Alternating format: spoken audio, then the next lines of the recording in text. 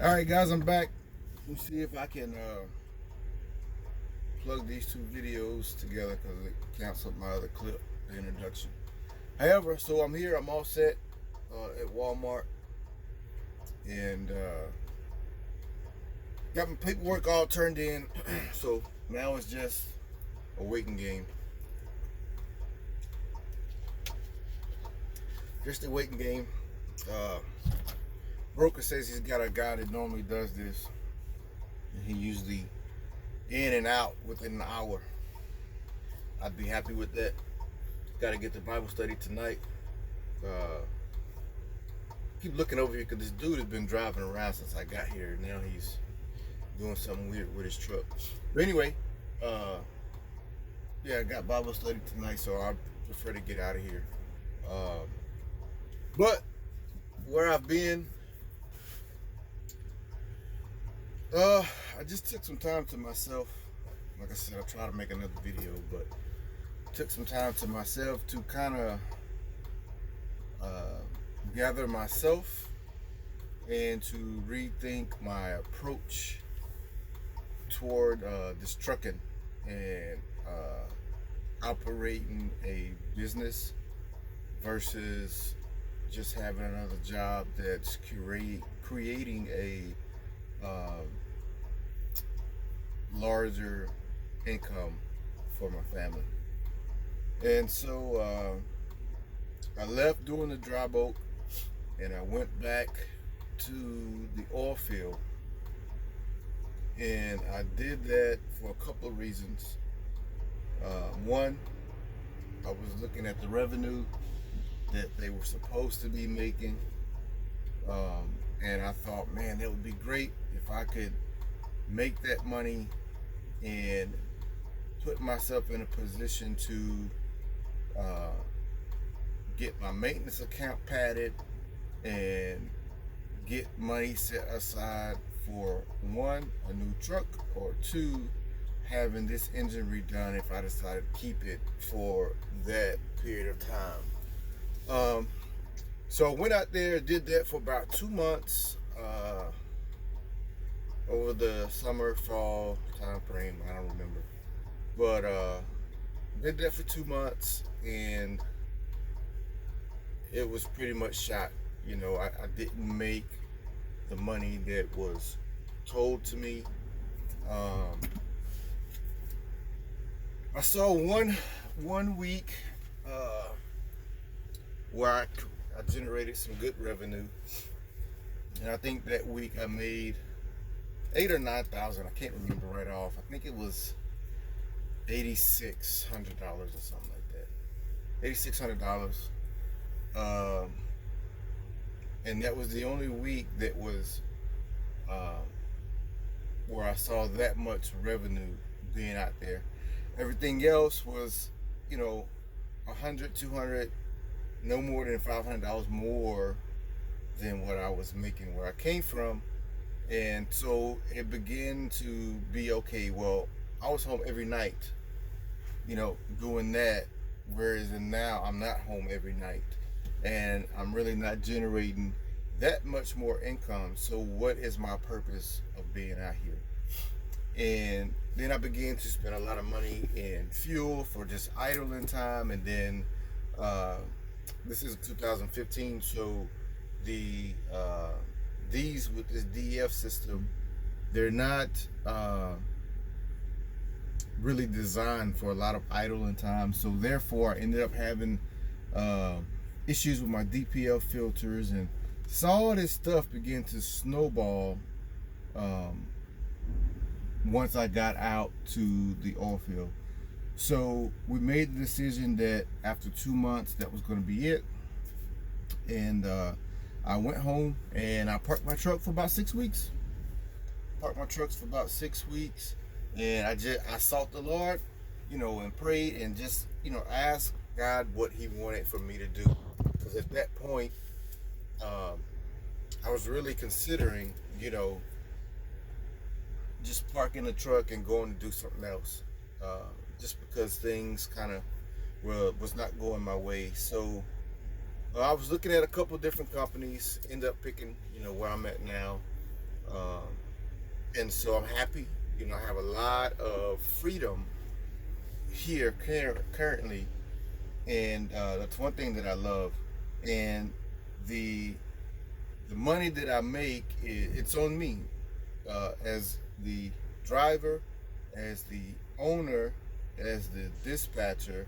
It's on me to get out here and generate the income that I want to see for my business.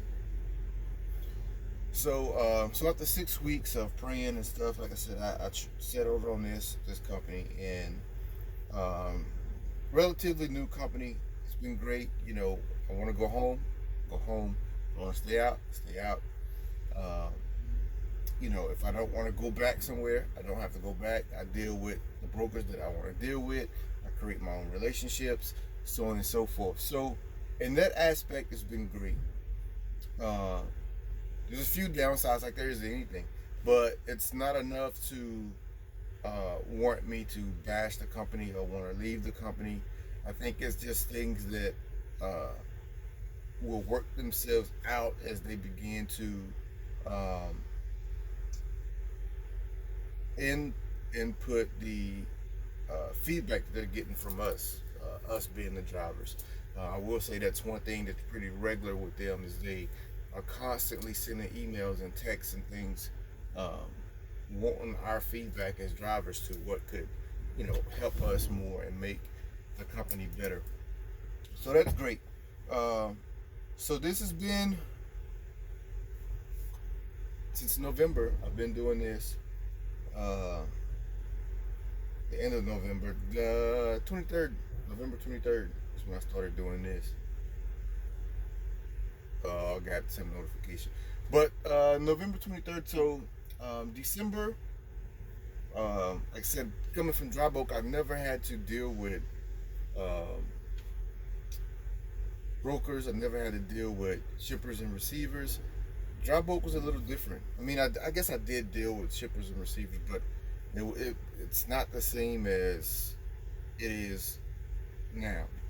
So it was all a learning curve, but um, you know, I gross 15,500 in January. No, December, including the holidays and everything. And then um, January I had time off, and I think I was at 14. And I'm local. I go just right here in Texas. Maybe Dallas, Houston. Um, Went out to Midland maybe twice in these couple months that I've been doing this. So I'm generating pretty good income for trying to figure this out as I go, as far as understanding the negotiation part of dealing with the brokers and getting the rates that you want. Um, so the biggest thing that I've taken from the research and talking to people is covering your expenses, right? So that's been the biggest thing, is at least getting loads that cover my expenses. Even if I can't negotiate to the price that I want, well, I could sit at home and not create any revenue, and now I'm a day behind on my expenses, where I could at least take a load that's going to cover my fuel and my expenses. So therefore, I'm not behind on my expenses. My business is generating income that's going to take care of itself. So that was something that I had to learn, because there's a few loads I got somewhere, and the loads that I thought I could get back were already booked, or the loads that I thought I could get back, they were canceled, or it took longer at the receiver. So now my time is overlapped, and I can't make it to pick that load up that I wanted as a back haul.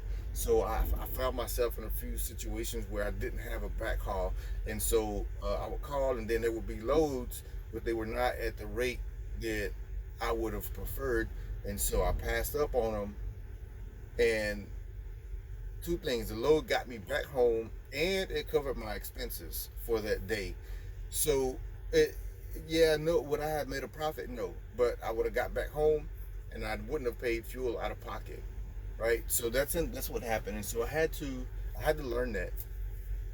And so now I don't always get the rates that I want. But if I can get a rate that's going to cover my expenses and it's not 300 miles, 400 miles, then of course, I'm going to take it, because I would rather my business have expenses taken care of versus falling a day behind. And now the next day I'm trying to make up for that, or the next few days I'm trying to make up for that day that I missed.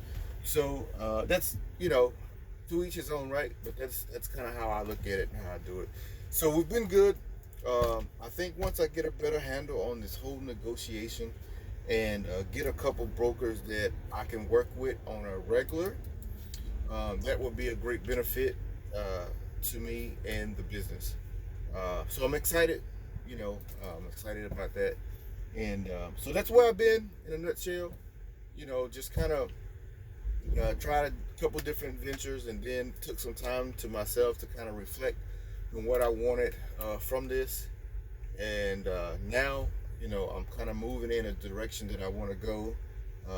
So I'm just praying for growth and elevation. However, the first step is for me to get a better grasp of this negotiation piece, get a better grasp of building relationships with the brokers. So therefore, if I bring on another truck, or if I put another driver in this truck, I don't have to worry so much about the lack of being able to secure freight. Without freight, there's no wheels turning. Without no wheels turning, there's no revenue. Without no revenue, there's no bills paid. So yeah, that's kind of been it, guys. Like I said, I'm here at Walmart now, and still don't have a red light. So who knows how long I'll be here, right? But I'll leave here. I'll go home. I have Bible study, and then tomorrow got another load to Dallas. Come back Friday. Got a load out of Austin up to Dallas, and then back. And that'll be my week.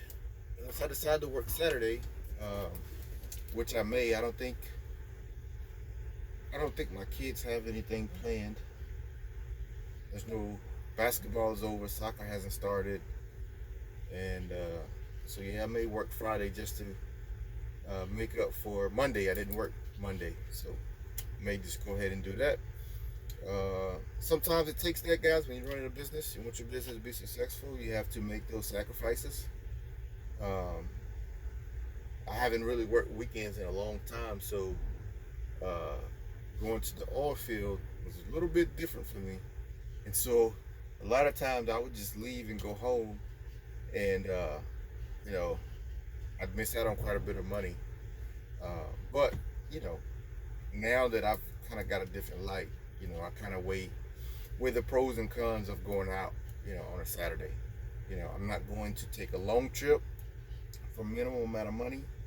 The objective and the goal for Saturdays is to take, and it should be all the time, but to take the shortest amount of miles for the most amount of money.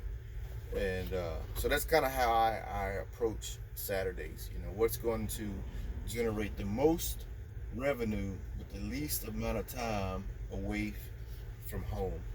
Excuse me for looking away. I kind of have this thing of knowing what's going on around me. Charging to the military, I guess. But yeah, so anyway, I've said a couple times, that's it, guys. That's where I've been. Hey, I appreciate you guys for rocking with me. There's been a few guys that have kind of reached out to me on the back lines and hey man, what's going on? Where you been? No videos, whatever. So hopefully, I'll be able to do better.